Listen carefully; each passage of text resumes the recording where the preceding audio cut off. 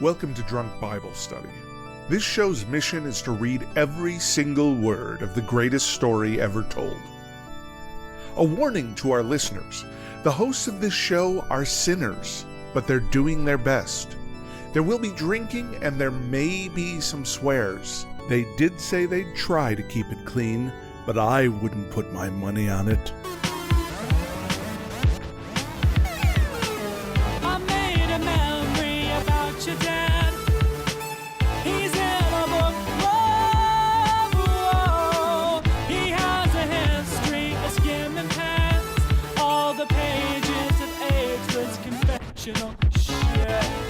I'm Emily, and this is Drunk Bible Study, where my good friends Dedeker and Jace teach me, a born and raised atheist, all about the Bible. So Jace and Dedeker, how are we doing today? I'm on the warpath today. I woke up super sore and super tired, and I guess I am glad that I get to drink and hang out with my friends right now and read the Bible. Yeah. But it's been a little bit of a rough start to the day for me. I'm raging. I'm sorry to hear that. I ended up sleeping in like more than 2 hours past my alarm just because of jet lag. And so my day's been a little rushed leading up to this point. So I'm trying to kind of enjoy the moment and, not stress about it. Well, you're not going to get any of that here. We're going to keep rushing through reading this Bible. I'm sorry, Jace. Yeah. Sorry to break it to you. What did we talk about last time? Do you remember, Emily? Yes, we talked about Jerubbaal / Gideon. I had the privilege of being able to tell my friend Jerubbaal at work that his name showed up in the Bible. Awesome. And that was fun. And he was very pleased that I spoke about him on the show. So that was cool. Oh, that's good. Nice. But yeah, stuff happened with Gideon / Jerubbaal. There was a 300 involved. I know that he was one of the judges. Yeah, can we talk about the 300 real quick? So we talked about Idris Elba being Gideon, right? Yeah. And so something that we totally didn't acknowledge was the fact that Gerard Butler has to be in the movie in the part with the 300, right? I'm down. But we don't even have a named character there. How can we cast Gerard Butler as a freaking extra? He can just be a small part. We'll create a character. Yeah. Yeah, he's just okay, cameo. fine. The leader of the 300. Fine. What more do you need? He's in his Spartan outfit. Were they It's a Spartan? Yeah, they were cameo. Spartan. Okay, it's a cameo, Yeah. sure. Okay, Yeah. I can get behind that. Emily, do you remember how we whittled it down to 300 soldiers? No. No, Do no you? ideas? Do you? Oh, yes, I do. I'm assuming it was because these were the guys that decided that they were strong enough / of good enough mind to continue going and fighting. Yeah, okay. Yes, yeah, definitely. Close-ish. There was a litmus test that had to do with water. Ooh. Do you remember drinking at the river? Oh, yeah. Was this the fleet? Oh, breaking pitchers, wet and dry fleeces, Emily, drinking no. tests. No, that tells me nothing. Okay. The notes what, are a what trap. was it? Do you remember drinking at the river? Yeah. And the test that Yahweh came up with for drinking at the river? Yeah, so it was something about drinking like a dog, like lapping it up at the river versus sitting on your haunches. I don't know, lapping it up like a person versus a dog, something like that. What was it? Tell me. It is a little bit confusing. It was like the people who scoop water in their hand and bring it up to their mouth and then drink it like a dog, lap, lap, lap, lap, lap, versus the people who sit down on their haunches and shove their face directly into the water and drink it like a human / dog, but a not very aware dog. And we don't want them in our army. Right. So the ones who Cool. scooped it up in Okay. their hands were the ones we kept. And Clear only as mud. 300 Okay. 300 did that. So that's where we got Wow. our 300 from. I bet they were like, lucky us, we gotta go fight now, woo. Or maybe they were so jazzed about fighting, who the heck knows. So, all right, that's fun. What are we drinking to enjoy this momentous occasion of continuing with judges? I'm having a nice rosé, pulling an Emily. Oh! Yeah. It's Wow. a nice Australian rosé. It's called Pink Claw. On the label, there is a lobster with a single pink claw. And That's it's quite kind of nice. adorable. I love Yeah. that. Is there any connection to White Claw, which is the alcoholic seltzer that's very popular in the States these days? Is that an Definitely Australian not. thing? No? Definitely Okay. not. Yeah. Okay. What are y'all All drinking? right. I'm having a lovely Spanish white because I am going to Spain in a few months, And so I'm looking forward to that and trying to sample the Spanish wine. I have no idea what kind of wine this is because I only know about Italian and American and French wines. So it's a kind of wine. Well, you got a few months to learn all about it. It's a white Spanish wine.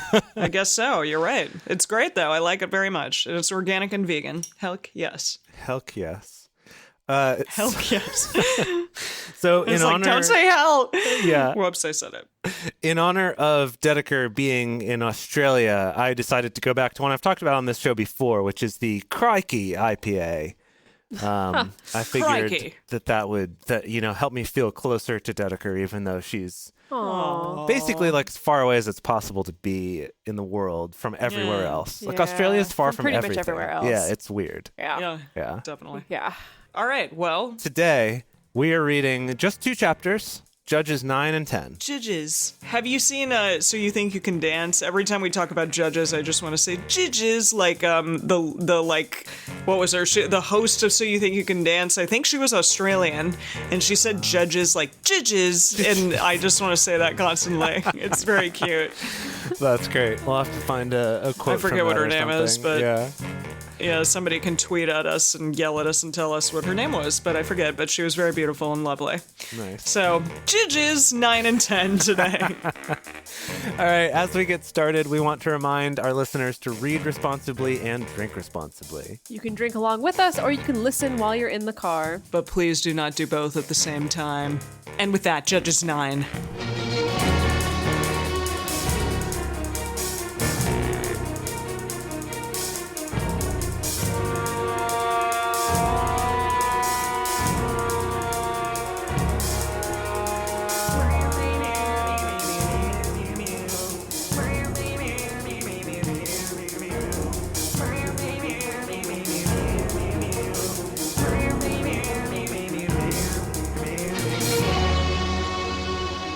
Abimelech, the son of Jerubbaal, went to Shechem to his mother's brothers and spoke with them and with all the family of the house of his mother's father, saying, wow, okay. Okay, but this is Gideon's son, Jerubbaal.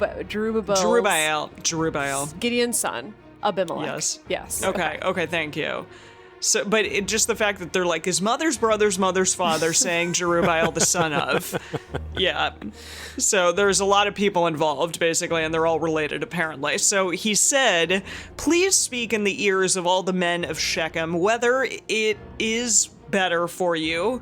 Whether is better for you, not whether it is, just whether is better for you, that all the sons of Jerubbaal, who are 70 persons, I forgot about that. Whew. Oh, right. Right, he had a billion babies. Yeah. A billion. Or babies, That's we don't ridiculous. know they were sons. Yeah, babies. Yeah, Wow. and probably because they're saying 70 and women they don't care about, so it's probably 70 sons. That's amazing. Okay. Who are 70 persons rule over you, or that one rule over you? Jason, will you help us? Was that a question mark? What Was were that the- a question he was asking? Dear readers, listeners, I don't think you understood that, and because I certainly didn't. I'm just gonna let me just try it one more time. Please speak in the ears of all the men of Shechem, whether is better for you that all the sons of Jerubbaal, who are 70 persons, rule over you, or that one rule over you. Oh, so he's saying, which do you prefer? 70 of these dudes ruling over you, or just Or one of them one. ruling over you? What an odd question. Yeah. What an odd way to say that question. Well, it's also weird because I'm just remembering now that at the end of last time, there was something that like they didn't honor the house of Gideon after this anyway. Do you remember Right, that? Gideon fell out of favor. Yes, I do remember that. So like I feel like this is all going to Yeah, amount to I guess he nothing. did. But we'll see. Remember also that I am your bone and your flesh. Ooh. His mother's brother spoke of him in the ears of all the men of Shechem, all these words, and their hearts inclined to follow Abimelech, for they said, he is our brother. Oh my goodness. So all the relatives Mother's is on his- apostrophe, brothers is not. Right. So all the relatives on his mother's side were like, yeah, we'd rather follow you than follow all of the sons of Gideon. But Jerubbaal. So, yeah, they're the same person. Okay. He's like garnering support for his campaign for leadership. I guess, yeah. Abimelech is? Abimelech I is. think But so, he's yeah. But wait, Abimelech is the son of Jerubbaal, so he's just one of the sons of Jerubbaal. Right, but he's like, hey, let me hit you with this, guys. How does it sound to be ruled by all 70 of us kids of Jerubbaal, or like just me? Because, you know, I'm cool. I'm your family. Also, this is his mom's family. And remember, Jerubbaal's kids are from his many, many wives. So these are the relatives that are only his like full relatives versus the other kids. So I think he's making a political move. Yeah. I think he's trying to like garner some support to make a campaign to be like, actually, I'm the one true ruler. I'm the one true. Yes. Okay. So they gave him 70 pieces of silver out of the house of Baal Berith. He is. Wow. I mean, how like apt right now, because I mean, this is what's happening. Yeah. The night that we're recording this is the night of the New Hampshire primary. So here we are. Wow. I mean, this is exactly what's happening. So they gave him 70 pieces of silver out of the house of Baal Berith, with which Abimelech hired vain and light fellows who followed him. Vain and light fellows. That's what it says.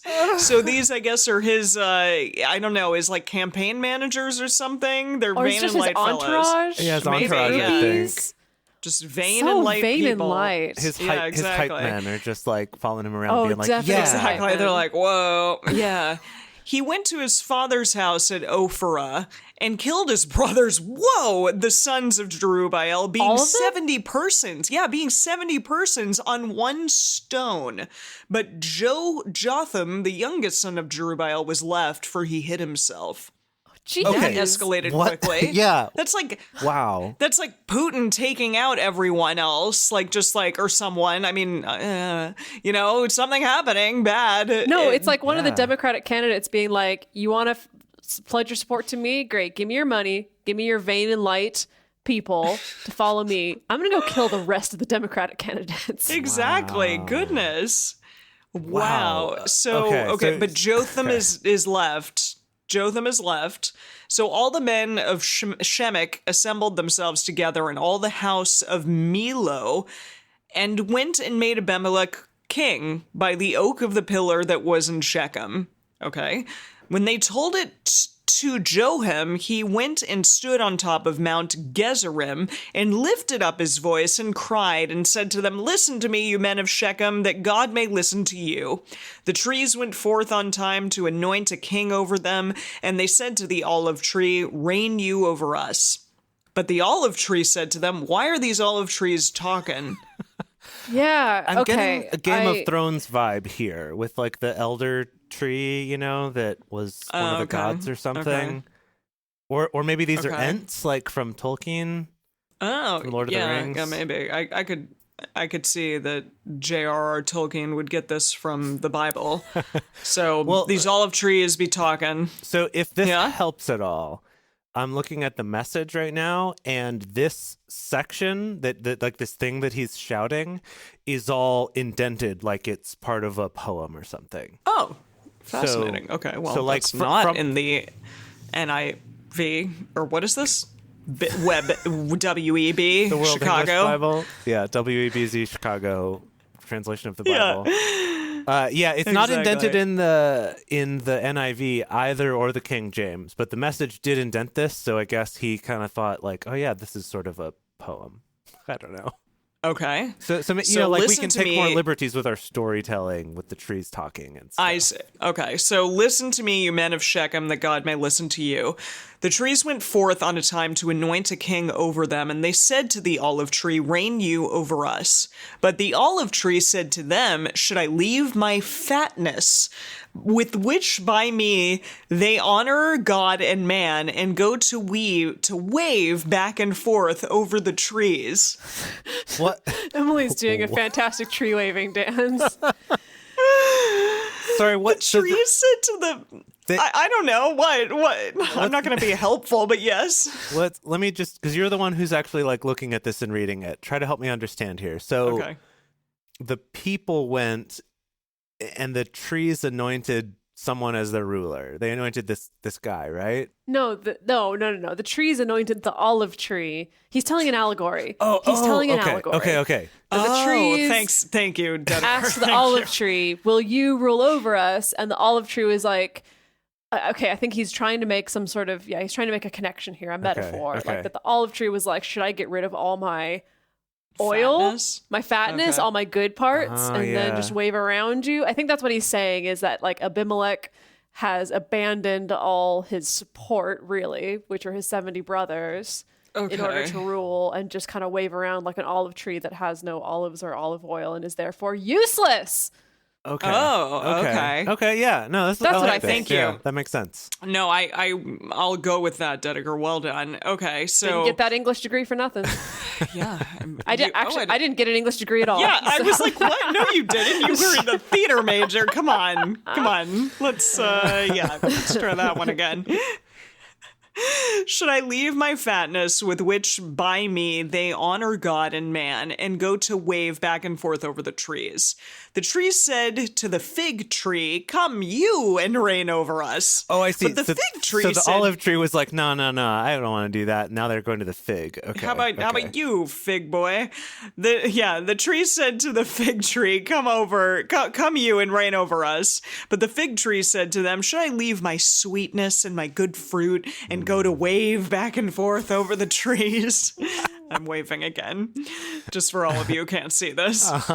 The trees said to the vine, come you and reign over us. The vine said to them, should I leave my new wine, which cheers God and man, and go wave back and forth over the trees? They said all the trees to the bramble, come you and reign all over us. The bramble said to the trees, if in truth you anoint me king over you, then come and take refuge in my shade. If not, let fire come out of the bramble and devour the cedars of Lebanon. So Okay. the bramble was like, yeah, sure. It's all like the good trees, like, fine. right? Like figs and wines. Yeah, but the and bramble olives. is like, I have nothing useful to offer or leave behind, so I'll do it. and I'll But then burn what's this everyone bit else about down. fire? I think that's the metaphor for killing all the brothers, because he's like, I'm going to burn down anyone who doesn't follow I see. me. So he's kind of implying you're as useless as some brambles. Oh, okay. I think, Okay. Well, he's saying this to other people, not directly to Well, yeah, he's Abimelech. gossiping. He's subtweeting. He's on a mountain subtweeting out this What? poem. Subtweeting. okay. Good Love lord. it, love Okay. it. Okay. Now we'll continue on past the poem. Now, therefore, if you have dealt truly and righteously in that you have made Abimelech king, and if you have dealt well with Jerubbaal and his house, and have done to him according to the deserving of his hands, parenthesis, for my father fought for you and adventured his life and delivered you out of the hand of Midian, : if you are risen up against my father's house this day and have slain his sons 70 persons on one stone. What does that mean, on one stone? I have no Did idea. they like take them all to a stone and throw a bigger stone on them? Did he like execute Maybe they took them them all all? to a stone and, maybe executed them Yeah. all in the same spot. Yikes. Yeah. And have made Abimelech, the son of his maidservant, king over the men of Shechem, because he is your brother. Other parenthesis. If you then have dealt truly and righteously with Jerubbaal and with his house this day, then rejoice you in Abimelech, and let him also rejoice in you. But if not, let fire come out from Abimelech and devour the men of Shechem and the house of Millo. And let fire come out from the men of Shechem and from the house of Millo and devour Abimelech. Oh, wow. Okay. Wait, so, gosh, I'm sorry. I'm having such a hard time following this. So he's saying, like, if Yeah, me you too. think this was the right thing to do by making him the king, then let fire come from him and burn up everybody else, I guess? Yeah? Okay. Is that what you get, Dedeker? I feel like I spoke too soon with my interpretation of this allegory, and now you can clearly see I only have a fake English degree. I see. Well, you just don't have an English degree, but that's all right. Let's continue and see if we can figure this out.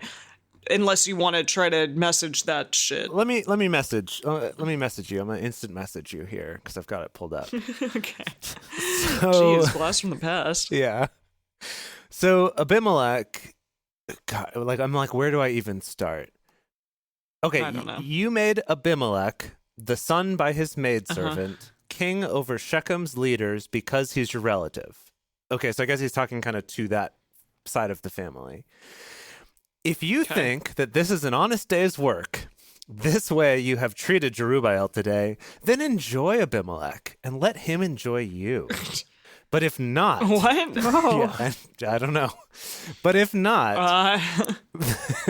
but if not, then let fire break from Abimelech and burn up the leaders of Shechem and Beth Milo. So those are the ones who put him in power. And let fire break from the leaders of Shechem and Beth Milo and burn up Abimelech. So it's like, let you all kill each other, I guess, or burn each other up.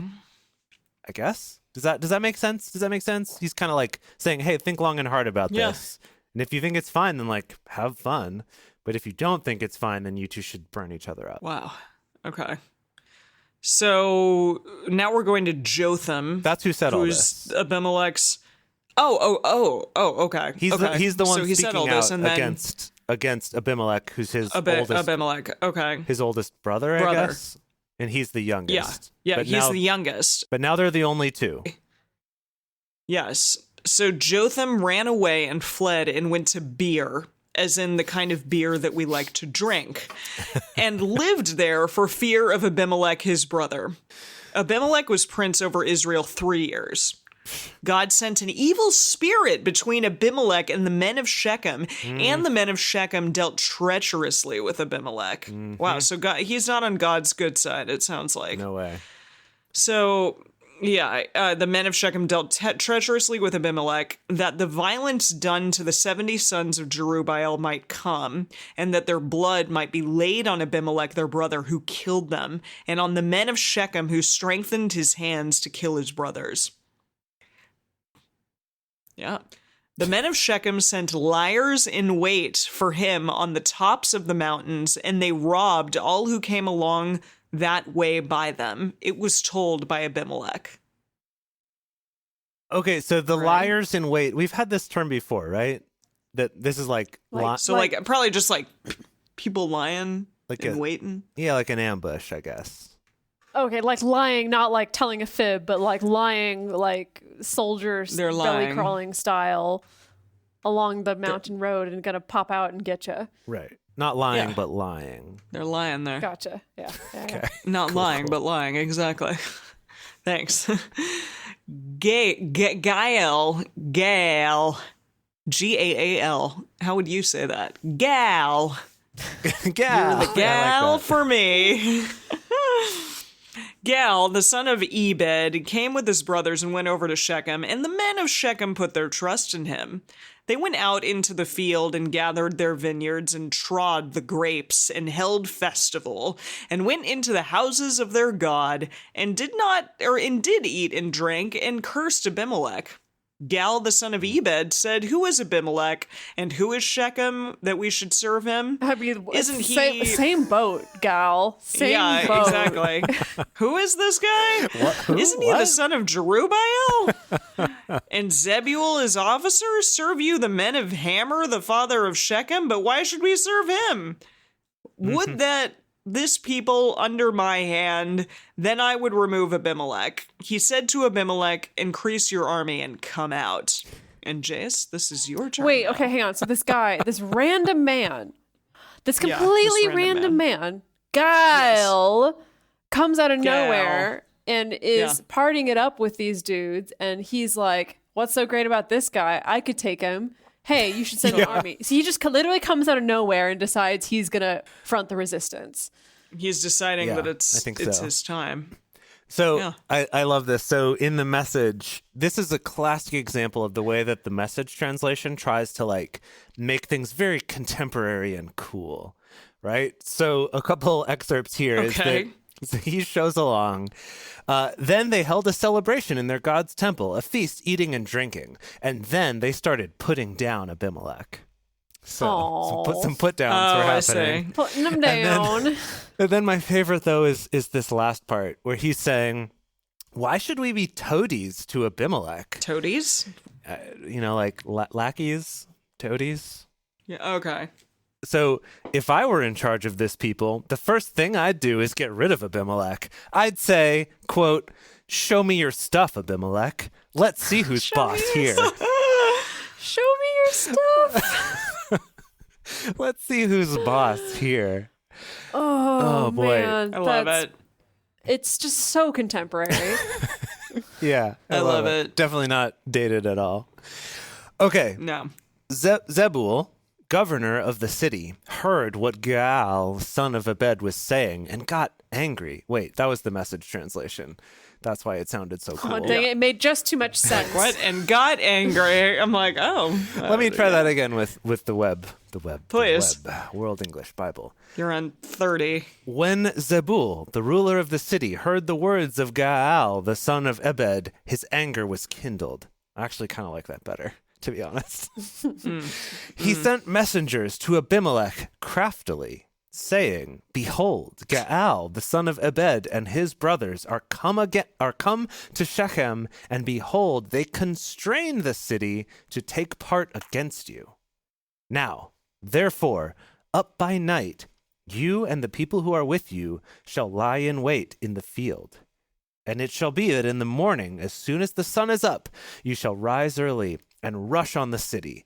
And behold, when he and the people who are with him come out against you, then may you do to them as you shall find occasion." Wink. It didn't say wink, but if I were doing this translation, I would have put a little like brackets, wink.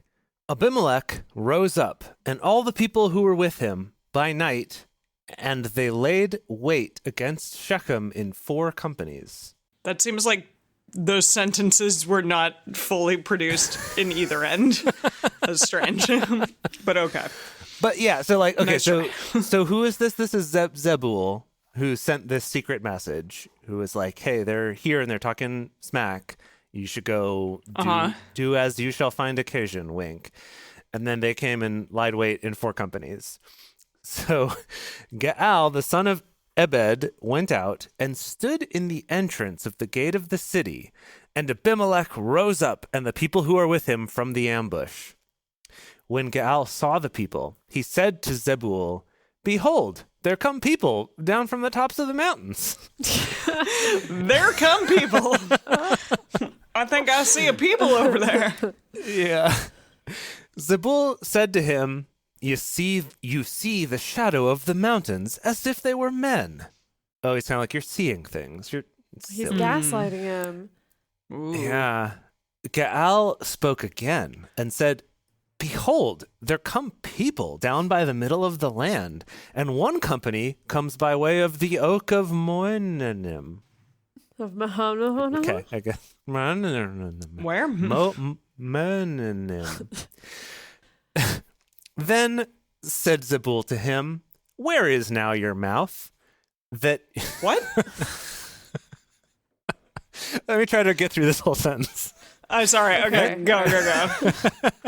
I'm sorry. Then said Zebul to him, "Where is now your mouth that you said, 'Who is Abimelech, that we should serve him?'" Oh, okay. He's okay. Let me try that with a little more inflection and see if it makes more sense. Conviction? Yeah. Yeah. Then said Zebul to him, "Where is now your mouth that you said, 'Who is Abimelech, that we should serve him?' Now it makes Is not sense. this..." Yeah, right? "Is not this the people that you have despised? Go out now, I pray, and fight with them." Such a So it is, hey, sassy where's your ruler. mouth? Put your money where it is. I like that. That's good. I wish it just- wish it said that. We keep saying like "when the," and I just keep wanting to like sing "when the moon hits your eye like a big pizza pie." That's Amore. I don't know about you, but like that's what I keep hearing in my head as this is going on. Not the Wow. same thing, but please continue. No, yeah. Okay, so Gaal went out before the men of Shechem and fought with Abimelech. Abimelech chased him, and he fled before him, and there fell many wounded, even to the entrance of the gate. I'm assuming by Gaal went out, they mean like Gaal and his... A bunch of people went out. And a bunch of people, I guess? Yeah. Maybe? I don't. He's like new in town, though. Whatever. Yeah. Maybe he came with a bunch of people. That must be it. He had a bunch of soldiers with him or something. Okay, so there are many wounded, even up to the entrance of the gate. Okay. Abimelech lived at Arumah, and Zebul drove out Gaal and his brothers that they should not dwell in Shechem. It happened on the next day that the people went out into the field, and they told Abimelech. He took the people and divided them into 3 companies and laid wait in the field. And he looked, and behold, the people came forth out of the city, rose up against them, and struck them. So was this like a fake out? I'm lost. I'm lost once again. Yeah. What happened? Let me see if the Message provides a clearer account of this story. So then Abimelech set up his field headquarters at Arumah while Zebul kept Gaal and his relatives out of Shechem. I feel like that from that, it's still, like the Democratic primaries here, like set up the field headquarters. The field office, Yeah, exactly. Okay, so the next day the people went out to the fields. This was reported to Abimelech. He took his troops, divided them into 3 companies, and placed them in ambush in the fields. When he saw that the people were well out in the open, he sprung up and attacked them. Okay, so Zebul drove out Gaal and his brothers out of the city. Also, the ones who had gone out to fight with Abimelech had been driven away. Mm-hmm. So then Abimelech divided his thing into 3 companies and had his field office set up out there. And then he saw people come out of the city. I guess maybe the ones they were driving out. And then he rose up and struck them. Okay. Abimelech and the companies, and now I'm back to the World English Bible. Abimelech and the companies that were with him rushed forward and stood in the entrance of the gate of the city. And the 2 companies rushed on all who were in the field and struck them. Abimelech fought against the city all that day. And he took the city and killed the people who were therein, and he beat down the city and sowed it with salt. Oh, he salted the earth. Okay. That yeah, level. he destroyed what does that the mean? City. Can I ask what does the I've heard salt of the earth, but no, what does that it's different from mean? salt of the earth. Salt of the earth is usually a good thing. Salt of the earth is you got quality, but to salt the earth is a practice of literally pouring salt all over the ground so that you can't grow anything there. Okay. It messes up the pH of the soil. So that it's straight up even if you want to rebuild here, you can't. Yikes. Yeah. It's like the old times equivalent of a nuclear bomb, where it's not only are we going to destroy you, but also no one can live here now for however long it takes for this to go away. Right? Wow. Okay. That's rough. Okay, so yeah, seriously. When all the men of the Tower of Shechem heard of it, they entered into the stronghold at the house of Elbereth. Now we are reading Tolkien books. Yeah, seriously. At the last lonely house of Elbereth. It was told Abimelech that all the men of the Tower of Shechem were gathered together. Abimelech got him up to Mount Zalmon, he and all the people who were with him, and Abimelech took an axe in his hand and cut down a bough from the tree and took it up and laid it on his shoulder. And he said to the people who were with him, "What have you seen me do? Make haste and do as I have done." Okay. Just how you read that was really funny for some reason. What have you seen me do? So he went and cut down a bough from the tree, put it on his shoulder, and was like, "You saw it, go do it." So, yeah, no, that's what's happening. All the people likewise cut down every man his bough and followed Abimelech and put them to the stronghold and set the stronghold on fire on them. Oh, okay. So they all cut down a bough of the trees around so that they could light a fire on the stronghold. Wow. Sad. So that all the men of the Tower of Shechem died also, about 1,000 men and women. Oof. Okay. Then went... Now, here's something I'm confused about. Whose side are we, the listeners, supposed to be on? I really don't know. Yeah. It's very confusing. It's, right? Yeah. I don't know how to feel about any of this. Should I be happy that Abimelech is kicking ass and taking names? Should I be outraged that he is because how dare he do these weird, sneaky political maneuvers? I just don't know. I guess in that way it is sort of like Game of Thrones, where like it's not quite clear who you're supposed to root for at any given moment. But I thought God you were always supposed to root for. But we don't know whose side God is on right now. I guess that's what I'm getting that hasn't really been clear. Yahweh hasn't really spoken up or blessed anybody. He did do something bad. He like threw something at someone in the passages that I was reading. I don't know. What? What? What? What did he do? No, God? What are you talking No, about? someone mentioned God, but God didn't do anything. Okay. Really? I thought he did something. No, Okay. All right, fine. I'll Jotham, the youngest brother, yeah. he went out and in his like poem he mentioned like listen up so that God can listen to you, and then he told his whole thing about the trees. Then he told his whole story about the trees. But he didn't actually do anything. Leader. But yeah, Yahweh hasn't actually shown up in this part of the story. Okay. Okay. Right. Gosh, where was I? So he cut down all the branches, all the people did, and they burned up the 1,000 men and women in the tower. Then went Abimelech to Thebez and encamped against Thebez and took it.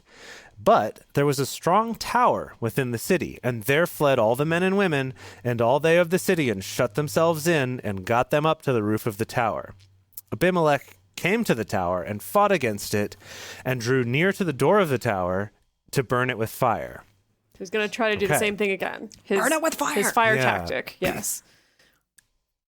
Oh, twist. A certain woman cast an upper millstone on Abimelech's head and broke his skull. Whoa! Wait, who is this certain woman? They're not even going to say who it is? No, the plot thickens. Just a random woman.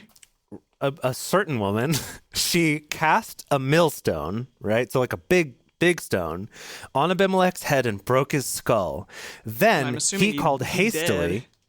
He called hastily. He's still alive. Then he called hastily to the young man, his armor bearer, and said to him, "Draw your sword and kill me, that men may not say of me, a woman killed him." Jeez. Okay. Oh my God. I have so many conflicting feelings right now. I'm so just like, wow, who is this badass lady who, first of all, could lift a freaking millstone over the walls of this tower or whatever, and then cast it down onto Abimelech, and then the rage of he can't even stand to have been killed by a woman. But at least, you know what? At least he knows. I wish it just killed him in one fell swoop, okay? I wish it killed him in one fell swoop so he couldn't even say that. He knew. He saw that it was a woman. Like, he knew that he was being killed by a lady. And everyone else probably knew too. Yeah. Right? Like, they saw it happen. They get like, it. Ooh. Yeah. Okay, so then his sword bearer, his young man, as he's called here, his young man thrust him through, and he died. When the men of Israel saw that Abimelech was dead, they departed, every man to his place. They're like, okay. That's done. That's done and over with.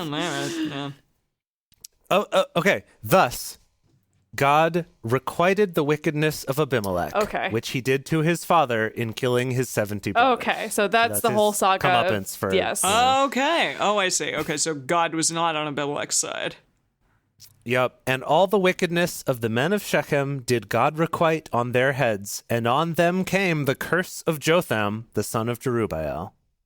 Now, that is a recurring theme of the youngest son becoming more of a badass and more influential than he's meant to be, being the youngest. That's fascinating. Jace, you better watch out. It's true. You have several younger brothers who are... You do. They're going to show you what's for. You better watch out. Yeah. As long as I don't try to kill them all, I think I'll be okay. It's really only when the eldest turns out to be wicked that this usually happens. But how do you feel about being killed by women? I mean, it's fine. Yeah, you'd accept it. I would accept that. Okay. My masculinity is not so fragile that I couldn't handle being killed by a woman. No, that's good. Wow, what a saga. That's it. That was the end of Judges 9. Wow. Wow. All right. All right, well, Dedeker, bring her home. All right, let's move on to Judges 10. But before we do that, let's take a quick moment to talk about the best ways that you can help support this show. Judges 10. After Abimelech, there arose to save Israel Tola, the son of Puah, the son of Dodo. Excuse me? Whoa?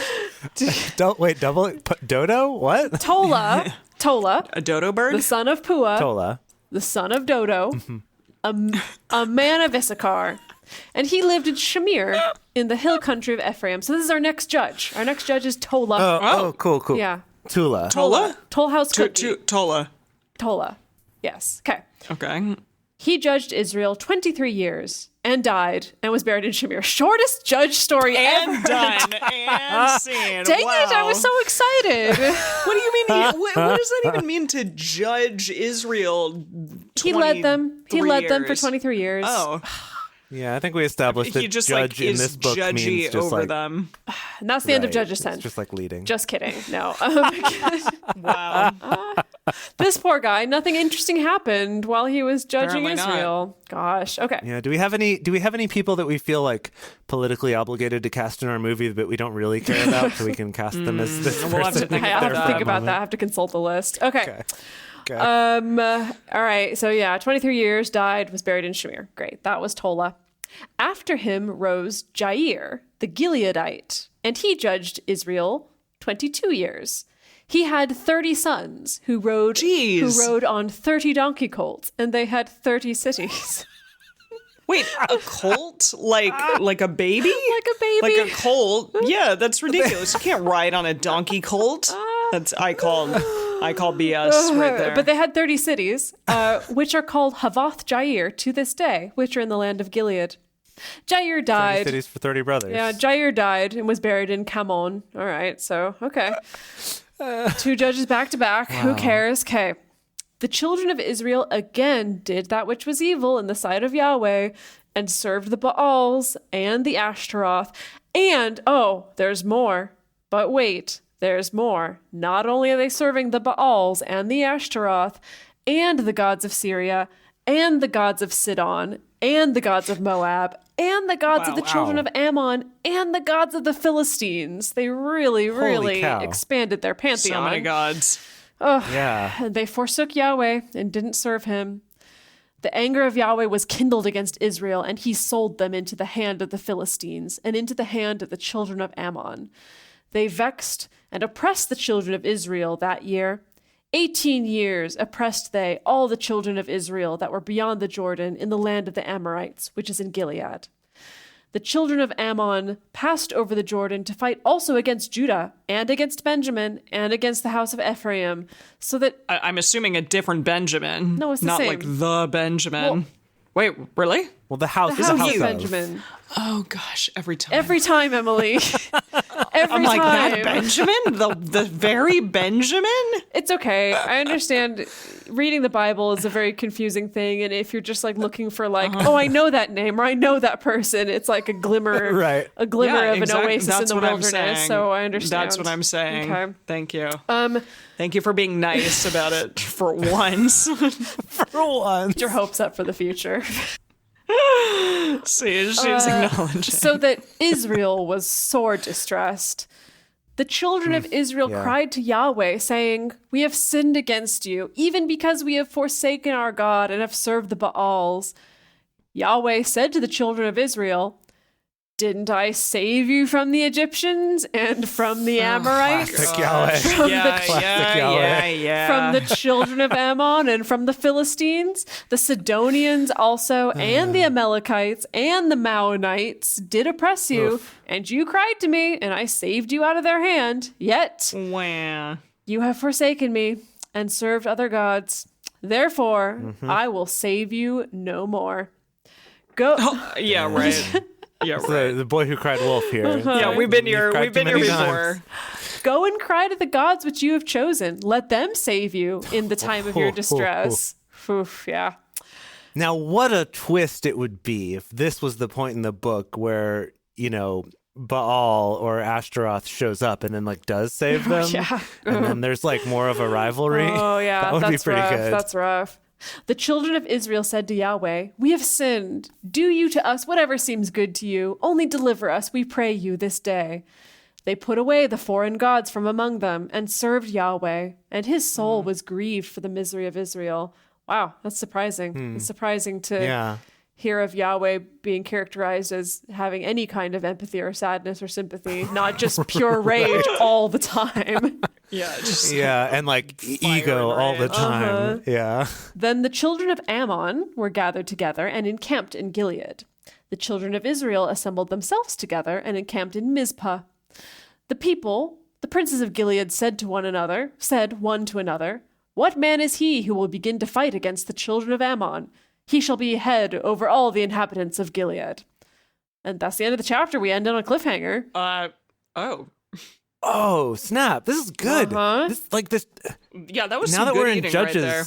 This show is like finally interesting. Finally fun. Sorry, thank you everyone who hung with us until now. Like seriously, this is like I would say that maybe with the exception of some of Genesis and a little bit of early Exodus, this is the first time that the stories we're telling have read like a story. That's true. Where there's kind of partly because they're short, I think, but there's like a real rising and falling, and there's plot twists, and there's cliffhanger endings even now. Like, holy cow. We've invented the cliffhanger ending for Drunk Bible Study. That is true. It is kind of refreshing having more traditional storytelling structure, or I guess more of the storytelling structure that we're used to in the West, to recognize and help get us through some of these stories. Although I'm not really jazzed with this was Jael. He was a judge, then he died. End of story. Well, okay. I feel like I want to learn more about him maybe in the bonus episode, just figure out who is this man? Yeah, maybe there's some historical records of anything that may have happened during that time. Yeah. Right, why is he worth mentioning at all then? Why not just move on? Exactly. That's a little weird. That's true. Awesome. Well, if you can't wait to hear the cliffhanger ending, join us next week and we'll continue on with this story. Also, we're going to go do a bonus episode. We're going to try to look up some of these things, so stay tuned for that in a couple days. Thank you for joining us for Bible study today. If you want even more Drunk Bible Study, including ad-free episodes, early releases, personal toasts on the show, and more, become one of our patrons at patreon.com/drunkbiblestudy. If you enjoy the show, take a moment to subscribe and write us a nice review on iTunes or Stitcher, letting other people know what you like about it. You can also join fellow listeners in the Drunk Bible Study Fans and Fellowship Facebook group. Find us on Twitter at Drunk Bible Cast, on Instagram at Drunk Bible Study, or send us an email to info@drunkbiblestudy.com. Drunk Bible Study is created and produced by Dedeker Winston, Emily Matlack, and me, Jace Lindgren. Our theme song is Book Club by Josh and Anand from their album Home of the. The theme for the Book of Judges is The People's Dread Judges by Jace Lindgren feat. Emily Matlack.